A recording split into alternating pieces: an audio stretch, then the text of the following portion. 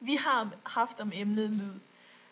I denne film vil vi komme ind på, hvad er lyd, trykbølger, formler, svingninger, frekvens, bølgelængde, overtoner, lyd i fysikken og til sidst et spektrum. Hvad er lyd? Vi er omgivet af lyd hele tiden. Man kan altid høre biler i baggrunden eller fugle kvidre. Men hvad er det i virkeligheden, vi hører? Lyd er sammenpresset luft, og det måles i hertz. Mennesker kan høre mellem 20 hertz og 20.000 hertz. Trykbølger. Lyd opstår, når luftmolekyler sættes i svingninger. Det er både fortætninger og fortyndninger af luft. Man skal forestille sig, at man spiller musik, og der kommer lyd ud af højtalerne. Den lyd, der kommer ud, er sammenpresset luftmolekyler.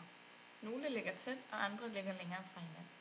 Dette er fortætninger og fortyndninger, som også ses på billederne. På dette billede ses, hvordan fortætningen har bevæget sig fremad, og bølgetoppen nu også er blevet rykket. Hvis man over længere tid ser dette, vil det skabe en bølge, som vist på billedet. Luften sættes blandt andet i svingninger, når man sætter en kop på bordet. Luften på vej ned til bordet bliver trykket sammen og derved fortættet. Da der kun bliver tilført energi i lige det man sætter koppen, er der kun én fortætning i luften, og derved kun én lyd. Hvis man gentagne gange sætter koppen og tilføjer energi, vil der også komme flere lyde. Formler. V er lige med lambda gange F. F er lige med V over lambda. Lambda er lige med V over F. V er lige med hastighed. Lambda er lige med bølgelængde. F er lige med frekvens. Hvis man som på tegningen tegner fortætninger og fortyndninger op, kan man tegne bølgerne sådan, at bølgetoppen er en fortætning og bølgedalen er en fortynding.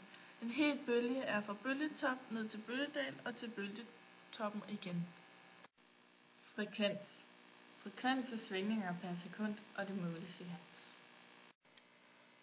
Bølgelængde. En bølgelængde er lige med en tone. De stiplede linjer på tegningen er bølgens højde, og det er lige med lydstyrken. Hvad er overtoner? Der findes flere forskellige slags toner.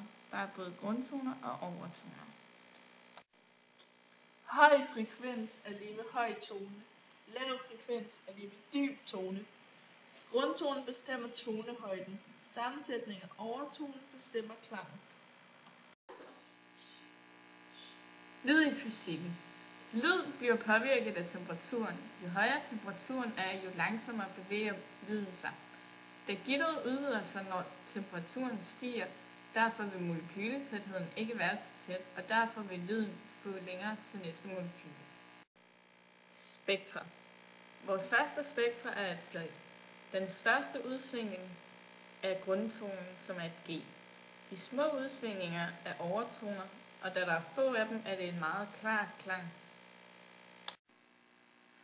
Dette er et spektra af, at vi hælder vand op i et glas. Man kan se på den store udsvingning, at nogle af overtonerne er meget høje, hvilket gør klangen mindre klar end fløjtet.